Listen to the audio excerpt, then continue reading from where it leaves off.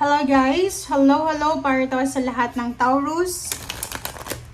Taurus, welcome dito sa aking channel. Welcome. Alamin natin kung anong messages, vibration, gabay, energy para to sa lahat ng Taurus. This is general reading.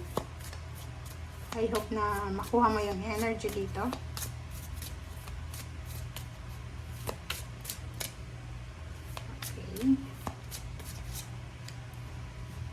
Taurus, 2 cards. Fag-in and Journey by Moonlight. Dito sinasabi ng baraha sa'yo na maniwala ka daw, Taurus, sa magic. Yung fag-in na to, parang meron ka talagang minamanifest several months ago. Diba? Several months ago ba? Or 1 year na ba? Comment down below, ilang buwan ka na bang walang trabaho? Ilang buwan ka na bang mayroong mga dinaramdam sa katawan mo, maraming mga emotional problems. Kasi parang nakikita ko sa'yo dito, masyado ka ng stress, masyado ka ng nahihirapan, disappointed ka na eh. Parang iniisip mo na ang tagal ng daloy ng success sa buhay mo. Dito sinasabi na go slow, sorry, masakit kasi yung bibig ko. Go slow and take time. So, kailangan mo daw, Taurus, na magdahan-dahan ka. Take your time. Relax. Okay? And believe in magic. Mag-believe ka. Magtiwala ka na may magic. Magtiwala ka na kung ano man itong pinagdadaanan mo sa ngayon, magbabago pa rin yan. Okay? Kasi parang sinasabi ng baraha dyan na medyo nawawala ka na doon sa focus mo. Medyo nawawala ka na doon sa dating goals mo sa buhay. But, sinasabi ng baraha, huwag kang masyadong mag-aalala. Okay? Everything happens for a reason. Siguro, rason yan. Okay? Kung ano man yan na financial problems or emotional problems na pinagdadaanan mo or pinagdaanan mo, rason yan para mag-slow down ka. Kasi minsan, masyado tayong hard sa sarili natin na masyado tayong nagmamadali. Diba? You're waiting. Nasa waiting game ka talaga. Waiting time. So, yun. So, kung naghihintay ka, huwag kang mag-alala kasi nandito yung number 3. Okay? Yung number 3 dito, guys, is nagsasabi na celebration. Yung, kumbaga, endings ng paghihintay na to. So, the garden and the gate, pwedeng may mga opportunities and possibilities, pinto ng success or pinto ng swerte ang nakasarado pa ngayon. But sinasabi ng baraha, be patient. Yun nga, take your time and believe in magic.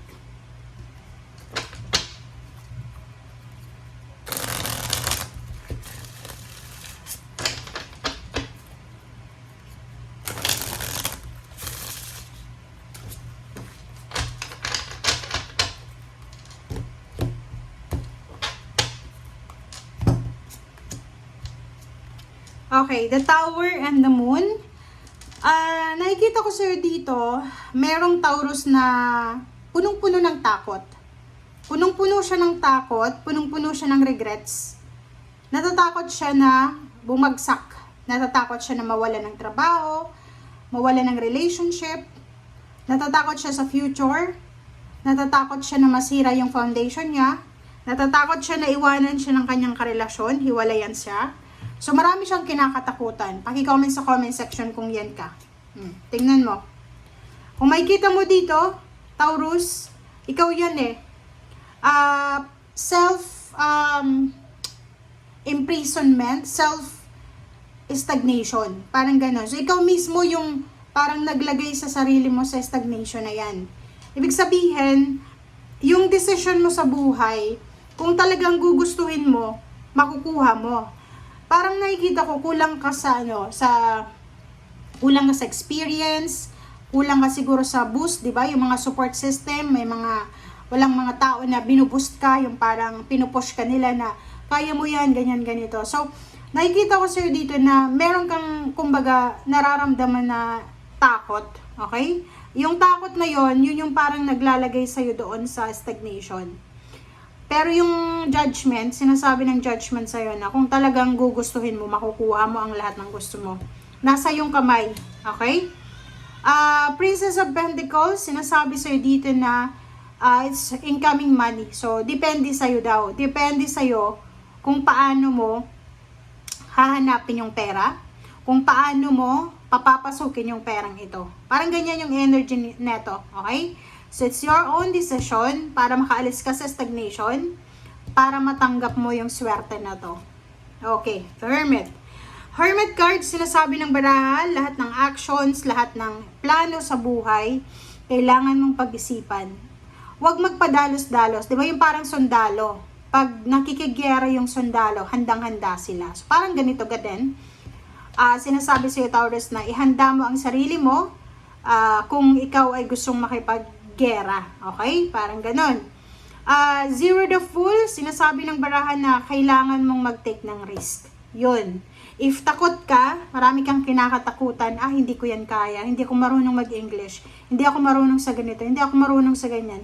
Pag palagi kang takot, hindi ka makakapagsimula. So, Zero the Fool, sinasabi sa'yo na kailangan mong magpakatatag, maging malakas para makapagsimula ka. Kailangan mo ng assistance, kailangan mo ng allies, kailangan mo ng protection, ng guidance. Sinasabi ng baraha, you're lucky kasi napapaligiran ka ng mga taong nagmamahal sa'yo, Taurus. Gamitin mo sila as inspiration. Diba, you're super lucky. Diba, yung iba nga dyan, walang magulang, walang kapatid, walang sino man na nagbuboost sa kanila. Pero ikaw, you have your family. Diba? Kung makikita mo dito yung pamilya mo, yung kakampi mo. Gamitin mo sila as inspiration, as motivation, as determination yan. Or maging, kumbaga yun, gamitin mo siya para maging malakas ka. Relationship, tingnan natin. Bakit ganun? Okay. Sa relationship naman, nakikita ko sa'yo na excited ka sa partner mo. Pwedeng ikaw ang may pinagdadaanan ng mga financial problems or family problems. Pero yung partner mo, yung girlfriend mo, boyfriend, or kung sino man tong attached sa'yo, siya ay posibleng makakatanggap ng mga good news. Nakikita ko sa'yo dito na yung partner mo ay posibleng magkakaroon siya ng anong tawag dyan? Renewal ba? Okay, renewal or reclaiming of power.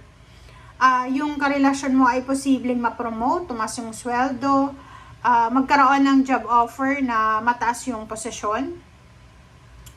Pwedeng maayos yung mga gusot sa pamilya niya, parang ganon.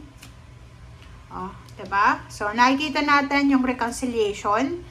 Nakikita ko sir dito yung reconciliation, new relationship, coming back to the family, parang ganon. So, sinasabi ng baraha na alisin nyo, Taurus, ikaw at ang partner mo, asawa mo, boyfriend, girlfriend, alisin nyo yung mga grudges and resentment nyo sa pamilya nyo. Alam mo ba kung naniniwala ka, lalo kung anak ka, huwag kang masusuklam sa magulang mo. Kasi pag yung suklam natin sa magulang natin, isa siya sa mga napakalaking hadlang sa pag-aasenso. Kung hindi ka naniniwala, maniwala ka na sa ngayon. Kaya nga to, believe in magic. 'Di ba? Alam mo ba, pag mabuti tayo sa magulang, aasenso tayo. Parang ganun. Pag mabuti tayo sa magulang natin, matagal yung buhay natin sa mundo. Okay? So, yun guys, ang sinasabi ng baraha. Nasa Bible din yan. Thank you. Bye!